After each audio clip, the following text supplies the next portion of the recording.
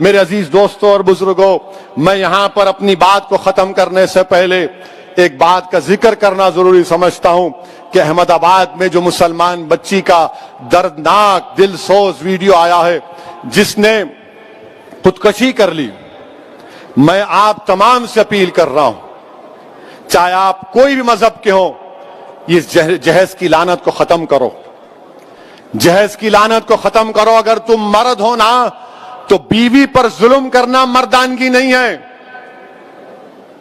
بیوی کو مارنا مردانگی نہیں ہے، بیوی سے پیسوں کا مطالبہ کرنا مردانگی نہیں ہے۔ تم مرد کہلانے کے بھی لائق نہیں ہوگا اگر تم ایسی حرکت کرو گے۔ وہ معصوم بچی پر ظلم کیا گیا، وہ تنگ آ گئی جہیز کی لعنت کی، جہیز کا مطالبہ اس آدمی کے مارنے اور پیٹنے پر، اور اس نے اتنا بڑا اقدام کر لیا۔ شرم آنی چاہیے ان گھر والوں کو جنہوں نے ہماری اس بیٹی کو مجبور کیا۔ میں تو اللہ سے دعا کروں گی اللہ تم کو غارت کرے، تم لوگوں کو۔ ہر باپ کی تکلیف تم نہیں سمجھ سکتے اگر کوئی باپ خبر میں جاتا ہے۔ میں کئی ایسے لوگوں کو جانتا ہوں جو زندگی کی آخری سانسیں لیتے ہیں اور اپنا ہاتھ پکڑ کر دھیمی سی آواز میں کہتے ہیں اسد صاحب بچی کی شادی ہے، انتظام کرا دو، مرنے سے پہلے کچھ ہو جائے۔ کیا ہو رہا ہے ان لوگوں کو؟ کتنے ماں عورتوں کو تم مارو گے؟ کیسے تم مرد ہو جو بچیوں کو مار رہے ہو، ان کی جانیں لے رہے ہو؟ کیا تم میں انسانیت مر چکی ہے؟ اور ایسے کتنے لوگ ہیں جو اپنی بیویوں پر ظلم کرتے ہیں، تھپڑ مارتے ہیں، جہیز کا مطالبہ کرتے ہیں، حاملہ بیویوں کو ڈھکیلتے ہیں اور باہر نکل کر اپنے آپ کو بڑا فرشتہ کہلاتے ہیں۔ ارے یاد رکھو تم دنیا کو دھوکہ دے سکتے ہو مگر اللہ کو نہیں دیکھ سکتے۔ اللہ دیکھ رہا ہے، اللہ سمجھ رہا ہے، اور اللہ ضرور مظلوم کا ساتھ دے گا، اللہ مظلوم کا ساتھ دے گا۔ میں ان تمام مسلمانوں سے اپیل کر رہا ہوں، اللہ کے رسول صلی اللہ علیہ وسلم نے ارشاد فرمایا تھا کہ تم میں سب سے بہترین وہ ہے جو اپنے گھر والوں سے اچھا ہے، بہترین اخلاق اس کے ہیں جو اپنی بیویوں سے اچھا برتاؤ کرے گا۔ یاد رکھو اگر تم اپنی بیویوں کو مارو گے تو کل یہی مار کا تم کو حساب حشر کے میدان میں دینا پڑے گا۔ جو مسلمان ہیں بتاؤ میرے کو ایک مثال دو کہ ہمارے نبی ہمارے رسول جن کے نام کے خیرات کا صدقہ ہم کھاتے ہیں، کیا انہوں نے کبھی ہماری امت کی ماؤں کو مارا؟ کہ اللہ کے رسول صلی اللہ علیہ وسلم کی مثال دو۔ تم کہتے ہو کہ میں محمد صلی اللہ علیہ وسلم کا امتی ہوں، ارے شرم سے ڈوب مرو۔ تم رسول اللہ کے امتی ہو اور اب بچی کو مارتے ہو، اس بچی سے جہیز کا مطالبہ کرتے ہو۔ ارے اسلام میں جہیز کا مطالبہ کرنا حرام ہے، حرام ہے، حرام ہے۔ تم سور کا گوشت بھی نہیں کھا رہے بلکہ تم حرام کام کر رہے ہو۔ ختم کرو یہ جہیز کو۔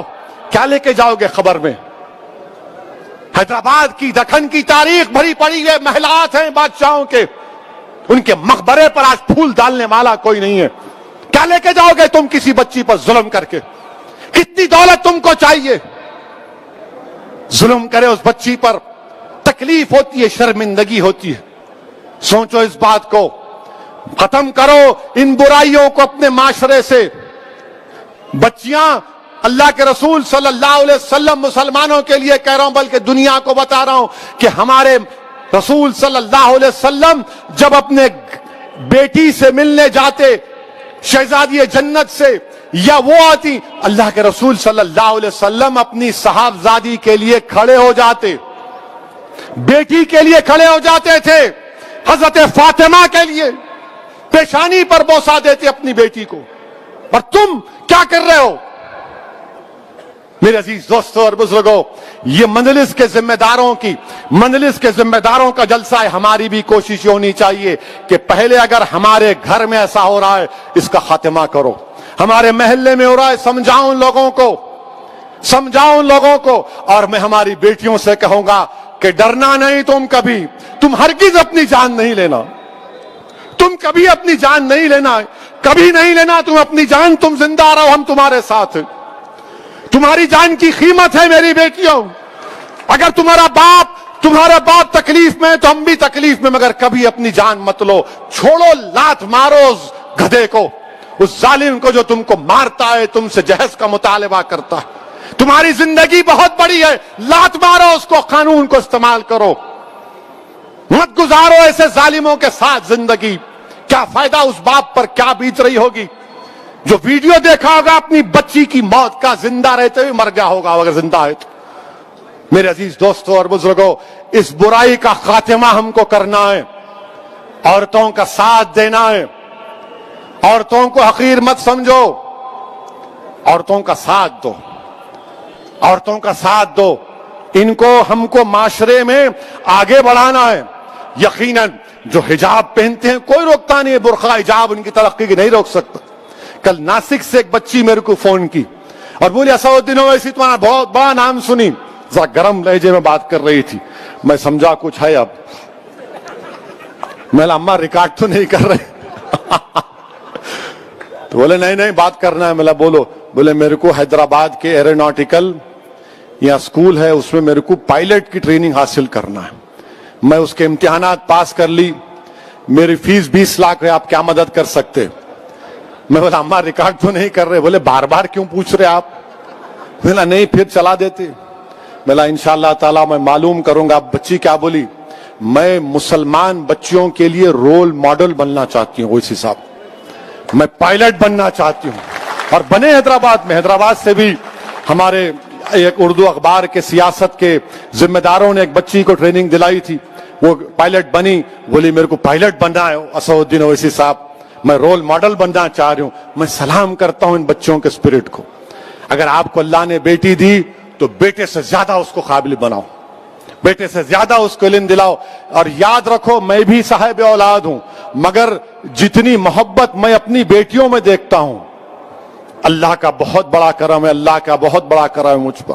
میرے عزیز دوستوں اور بزرگوں, یہ بات کہنا ضروری سمجھتا تھا, اسی لیے آپ کے سامنے رکھ رہا ہوں. اچھا اب ایک اور اہم بات, انشاءاللہ تعالی 1 بجے سے پہلے بات کو ختم کر لوں گا. یہ کووڈ کی وجہ سے تقریر کرنے کا موقع ہی نہیں ملا نا.